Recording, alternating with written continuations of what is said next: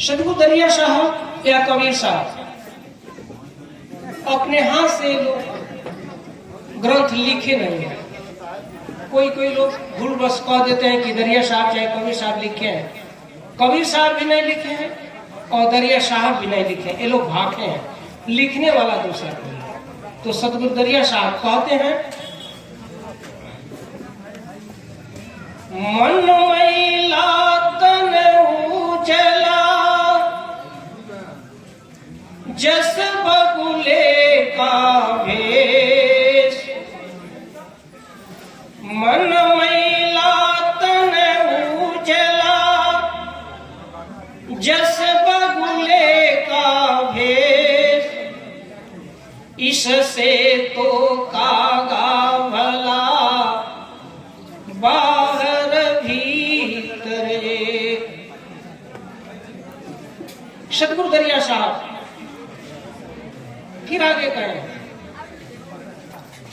बाहर भीतर अंदर कोई और तब अंदर का जोगी सोई। कहते हैं कि बाहर यानी जो तुम्हारा वेशभूषा हो वैसा भीतर हो। कहते हैं कि बाहर भीतर। अब देखिए भीतर कह दिए, लेकिन फिर कहते हैं कि बाहर भीतर अंदर, और फिर उसके अंदर कहते हैं कि अंदर कोई, माने वो अंदर हृदय में भी वो चीज रहना चाहिए। बाहर भीतर अंदर कोई, और तब अंदर का जोगी सोई, तब जो है वो जोगी होगा। जिसके बाहर और भीतर और फिर अंदर, माने हृदय में भी वैसा होना चाहिए, तब अंदर का जोगी सोई, तब वो जोगी है। नहीं तो वही हाल है कि मन मैला तन उजला जस बगुले का भेष, यानी मन उसका कैसा है तो मैला है, और शरीर पर जो कपड़ा है वो बिल्कुल सफेद है। किस तरह से? तो जस बगुले का भेष, जैसे बगुला है ऊपर से बगुला देखने में तो उजला है, लेकिन अंदर से वो काला है। इस पर एक कहानी हमको याद आ गई, आप लोग सुनिए। एक बगुले और एक हंस से साथ हो गया। तो हंस जो है मोती खाता है, अब बगुला जो है वो मांस मछली खाता है। तो हंस पूछा कि भाई तुम्हारे देश में कैसा वातावरण है, कैसे लोग रहते हैं? तो बगुला कहता है कि हमारे वहां तो बड़ी सुख शांति है, जरा एक बार चल करके तो देखो कि हमारे तालाब में, हमारे देश में कैसा सुख शांति है। बेचारा हंस जो है वो बगुले के झांसा में पड़ गया और वहां से चल दिया बगुला के साथ हंस। हंस तो निडर था, अब बगुला जो है चालबाज। यहाँ आया तो हंस मोती खाता है। अब बगुला जो है तालाब में अपना ध्यान लगाने लगा मछली पर, और बगुले को तो भाई कुछ सूझ नहीं रहा था कि भाई ये कह रहा था कि हमारे वहां बड़ी सुख शांति, बहुत अच्छा जगह है, और यहाँ भोजन हमको नहीं मिल रहा है। तब तक जो है एक बहेलिया है और जो है बगुला तो उड़ गया और हंस को जो है पकड़ लिया। अब हंस को लेकर के वो चला गया। तो जब देखता है तो सोचा कि भाई ये तो बहुत अच्छा चिड़िया है, इसको तो आज तो कोई यहाँ देखा ही नहीं। इसलिए सदगुरु दरिया साहब कहे हैं कि मान सरोवर मोती खानी चुन गई हंस, यानी वहां हंस जो है मोती बोला इनको वाणी। अब हंस को लेकर के बहेलिया जो है वो चल दिया, लेकर के राजा के दरबार में गया। कहता है कि राजन, एक बहुत बढ़िया पक्षी है, इसको आप अपने दरबार में रखिए, दरबार का शोभा देगा। तो राजा कहते हैं कि इसका नाम क्या है? तो बहेलिया कहता है कि सरकार हम नाम तो नहीं जानते हैं। तो राजा कहे कि भाई जिसका नाम नहीं जानते हो उसको हम दरबार में रखें कैसे? तो ऐलान हो गया कि इस पक्षी का जो नाम बता देगा उसको बहुत सारे धन दे दिया जाएगा, जीवन भर खाने के लिए उसको धन दिया जाएगा। अब जो है धन के लालच में लोग आते थे और जब हंस को देखते थे तो चले जाते थे, कहते भाई इसका नाम हमें मालूम नहीं है। कई दिनों तक जब कोई नहीं उसका नाम बताया, एक चतुर पंडित जी थे, वो आए और कहे कि भाई जब कोई इसका नाम नहीं बता रहा है तो हम कुछ भी कह देंगे तो मान लेंगे राजा, और हमको धन मिल जाएगा खाने के लिए। वो आए तो कहते हैं कि राजा इसका नाम मैं बताऊंगा, हमें मालूम है। तो राजा कहते हैं कि बताओ इसका नाम। तो कहते हैं कि यार ये तो जंगली गीध है, पहाड़ी गीध है, ये पहाड़ पर रहता है, इधर नहीं रहता कि इसको कोई जाने। राजा कहते हैं कि बहेलिया और इस जंगली गीध दोनों को फांसी दे दी जाए। इसलिए गीध जो है जिस मकान पर बैठ जाता था उसको लोग छोड़ देते थे।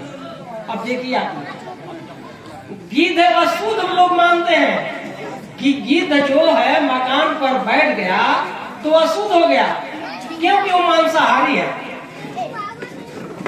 ये जो गीध है मांस मछली खा करके और उसी मकान में रहता है, तो बताइए कि वो गीध है कि ये गीध है?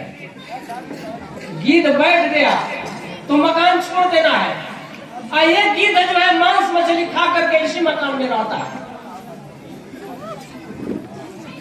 इस पर कोई विचार नहीं करते। तो राजा कहे कि बहेलिए और गिद्ध दोनों को फांसी दे दी जाए। उसका जो है दिन निश्चित हो गया। बहेलिए को बुलाया गया कि तुमको और गिद्ध दोनों को फांसी दी जाएगी। हंस जब सुना तो कहा कि भाई हम अजीब फंस गए। तो कहता है कि हे राजन, मैं गिद्ध नहीं हूं, मैं तो मानसरोवर का हंस हूं। बगुले के साथ मेरी दोस्ती हो गई,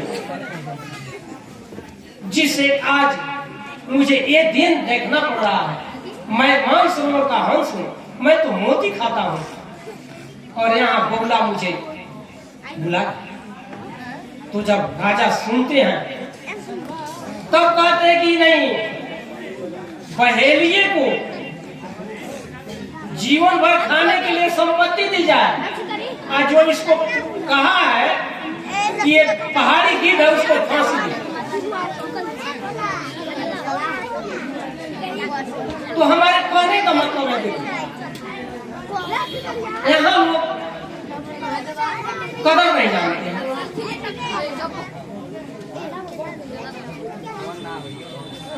सदगुरु आगे कहे हैं,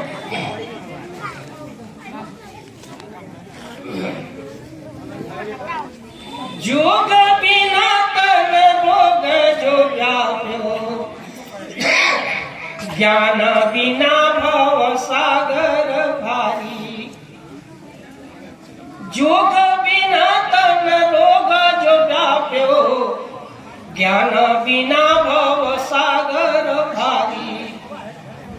संत बिना कहीं कष्ट न मिटे, ब्रह्म चिन्हे बिनु का ब्रह्म ब्रह्मचारी।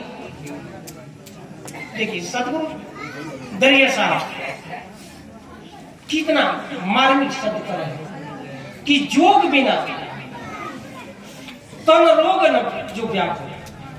अगर आप जोग नहीं करेंगे, भक्ति नहीं करेंगे, तो तन रोग माने जो आपके शरीर की जो रोग लगी है वो छूटेगा नहीं।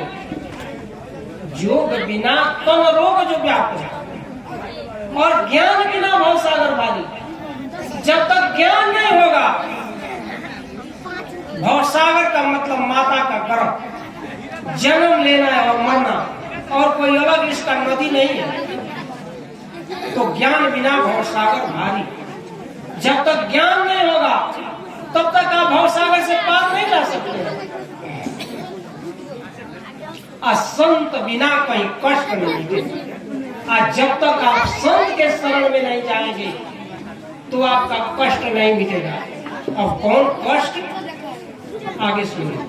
अब योग के पहले आप जानिए, इस शरीर को यहाँ से मुक्ति पाने के लिए 3 चीज जरूरी है। ऐ बच्चे चुपचाप से खुश होने के लिए 3 चीज की जरूरत है: ज्ञान, भक्ति और योग।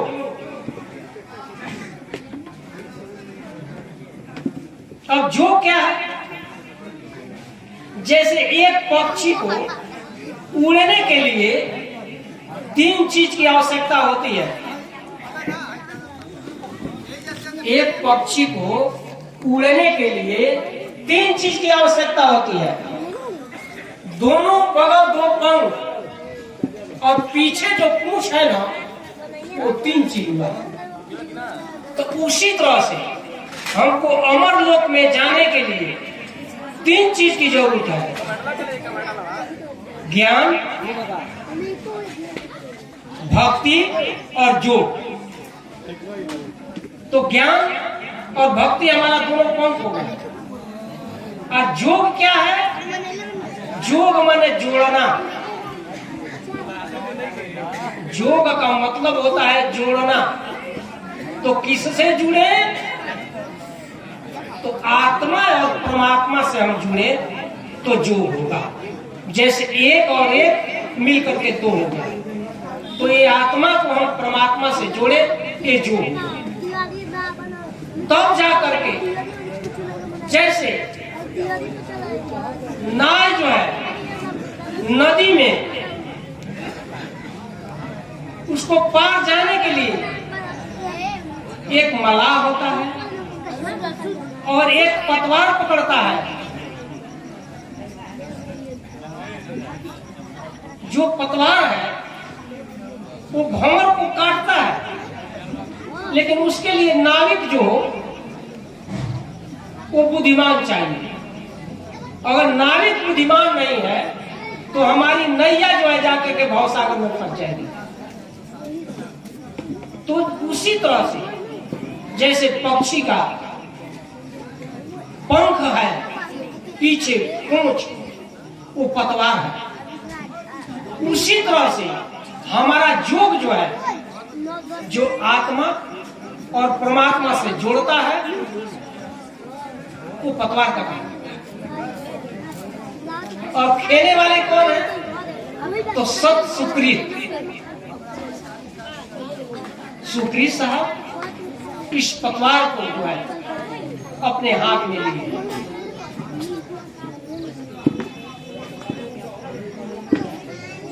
सत के नैया, सुकृत कन्हरिया, सतगुरु खेवनिहारा।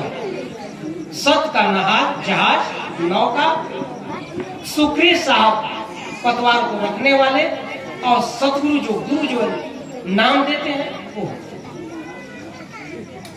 आगे कहते हैं, देखिए, योग बिना तन रोग जो व्यापे, ज्ञान बिना भवसागर भारी, असंत बिना कोई कष्ट न मीटे, ब्रह्म चिन्हे बिन का ब्रह्मचारी। जब तक आप ब्रह्म को नहीं पहचानेंगे तब तक आप ब्रह्मचारी नहीं है।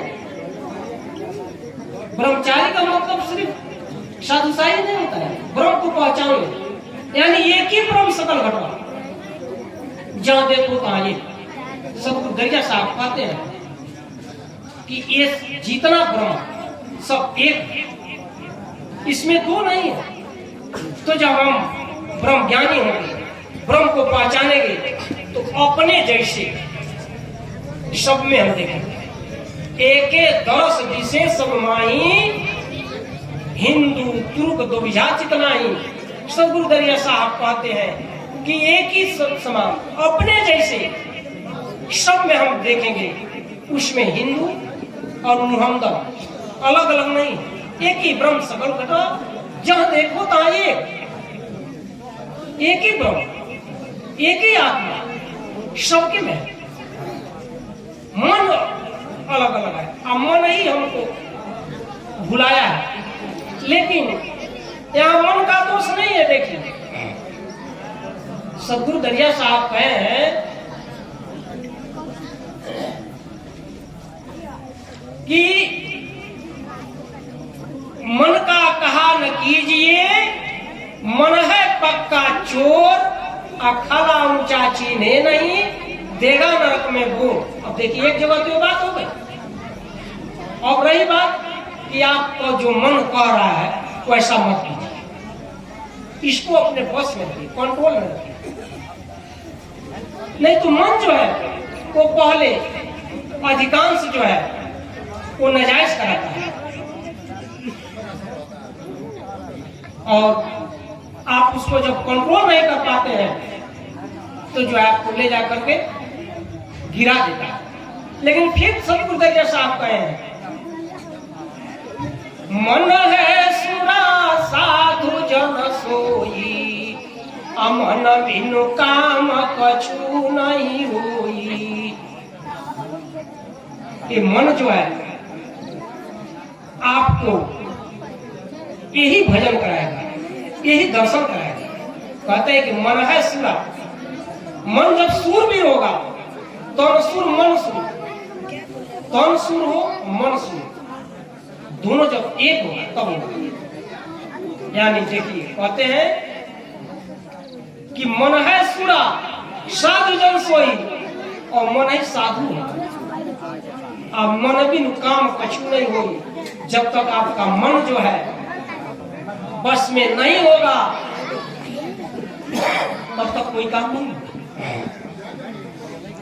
अब बहुत लोग हैं, जैसे मान लीजिए कि लोग आते हैं भंडारा में, प्रवचन सुने, भोजन किए और चल दिए। इस पर एक कहानी है। आप कहीं जाए तो अपने पात्र को खाली करके जाए कि उसमें कुछ रखें। संत सम्मेलन में तो चल रही है, लेकिन अपने पात्र को जो है खाली नहीं किया। यहाँ भी आते हैं तो कुछ बातें करते हैं, और आए और पूरी तस्मय भोजन किए और चल दिए। तो फिर आने से क्या फायदा? जितना आप अकेले खर्च करके आए हैं, उतने खर्च में तो पूरा परिवार भोजन कर रहा है। इस पर एक कहानी है। एक मूर्तिकार था,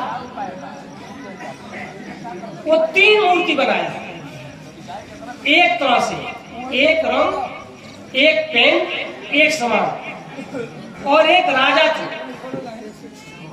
तो वो बाजार लगाते थे, और उनका नियम था कि जो भी सामान नहीं बिकेगा वो राजा खरीद लेते थे शाम को। मैंने कोई भी व्यक्ति अपना सामान लेकर के नहीं जाए, ये नहीं कहे कि मेरा सामान नहीं बिका, हमको घाटा रहेगा। यही काम जो है ज्यादा दिनों से चलता था। वो जो मूर्तिकार जो है वो 3 मूर्ति बनाया एक तरह से, और लेकर के बाजार में चला गया। वहां मूर्ति वो रखा है, सारा सामान बिक गया, लेकिन वो मूर्ति को कोई पूछने वाला नहीं आया कि ये मूर्ति कैसा है, कितना इसका कीमत है, क्या है। शाम को राजा जो है मंत्री के साथ आते हैं और पूरा बाजार का निरीक्षण करते हैं। तो सामान सब भीग गया था, लेकिन ये बेचारा मूर्तिकार 3 मूर्ति लेकर के बैठा था और कोई इसको पूछता नहीं था। राजा पूछे कि भाई क्यों तुम्हारी मूर्ति नहीं बिकी, इसका कीमत क्या है? तो मूर्तिकार कहता है कि राजा, ये मूर्ति जो है अपना कीमत स्वयं बताएगी, इसका कीमत मैं नहीं बताऊंगा। राजा कहते हैं ठीक है। तो राजा से होशियार मंत्री को कहते हैं कि इसका तुम निरीक्षण करो और इसका मूल्य निर्धारित करो। उसके बाद मंत्री क्या करता है कि एक तिनका लेता है मंत्री और एक मूर्ति के कान में डालता है, तो इधर डालता है इधर निकल जाता है। इस कान में डाला और इस कान में तिनका निकल गया। तो राजा मंत्री कहता है कि साहब ये तो मूर्ति बेकार है, ये तो 1 भी पैसे का नहीं। अब रही बात कि परिश्रम किया है तो कुछ इसको देना चाहिए, नहीं तो एक भी पैसे का नहीं। दूसरा मूर्ति के कान में जब तिनका डाले तो मुंह पड़े निकल गया। कान में जब तिनका डाले तो मुंह के रास्ते निकल गया तिनका। तो मंत्री कहते हैं कि हाँ, इस मूर्ति का 1000 रुपया कीमत हुआ। कान में जो तिनका डाले और मुंह के रास्ते निकल गया। अरे आप लोग इधर आगे आ जाइए, आगे सब कुछ खा लिए, पाछे क्यों आप लोग बैठे?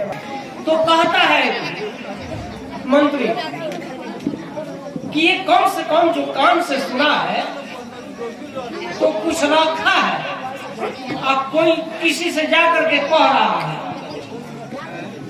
सिर्फ आकर के पूरी तस्मई खाकर गया नहीं, इसलिए इसका कीमत 1000 रुपये है। तीसरी मूर्ति के कान में जब तिनका डाले तो पेट, तो मंत्री कहते हैं कि सरकार इसका कीमत तो था, आप चाहें जितना दे दें, इसका कीमत कोई नहीं दे। तो राजा कहे क्यों? तो मंत्री कहता है कि ये जो बात सुना है उसको रख लिया। ये मूर्ति जो बात सुना है उसको रख लिया है, इसका कीमत जो है था, आप चाहे जितना दे दें, इसका मूल्य कम में हो गया। तो हमारे कहने का मतलब, कहीं जाए सत्संग प्रवचन में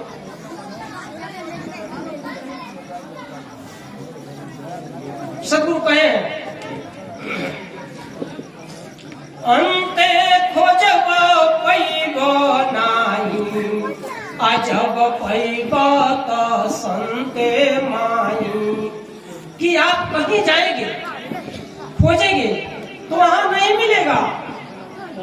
ये कहाँ मिलेगा? तो संत के शरण में मिलेगा। तो यहाँ जो है, यहाँ संतों की, जहाँ संत तीर्थ राजू, जहाँ ऋषि महर्षि तपस्या किए, आज वही तीर्थ स्थल है और कोई वहां दूसरा कुछ नहीं है, वो तपोभूमि है। और यहाँ तो इतना संत महात्मा आ गए, ये तो चारों धाम यहाँ नजदीक है, यहाँ आ गया है लड़के सभी विचार करना है उस मूर्ति पे। वो तो एक दृष्टांत हुई कि हम कितने कीमत के हैं, हमारा कीमत कितना लगना चाहिए। कहीं भी आप जाते हैं तो वहां से कुछ ले करके आइए, छोड़ करके मत आइए। जैसे देखिए अभी अभी छठ पूजा हुआ है, कल है उसका अर्घा।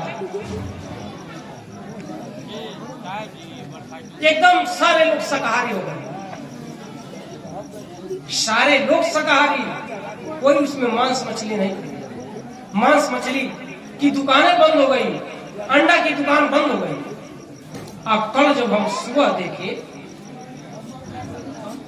एकदम सुबह से इतना भीड़ लग गया कि शाम तक वहां मैंने खाली नहीं बचा। मालूम हो रहा था कि यही बाजार से लग गया। बताइए आपको पूजा करने से क्या फायदा? 2 दिन के लिए, 4 दिन के लिए आप शाकाहारी हो गए, भक्त हो गए, पुजारी हो गए। आज जो पूजा खत्म हुआ, सुबह में अर्घा खत्म हुआ और वहां लाइन लग गई मांस और मछली के दुकान पर। ये करने से क्या फायदा? दोस्त हमारे में जिस चीज को आप घृणित मानते हैं कि वो खराब है,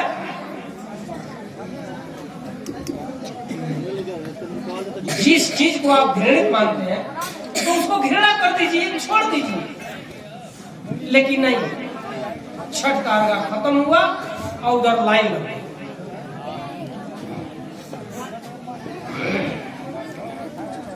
अब आप लोग एक भजन सुने, उसके बाद फिर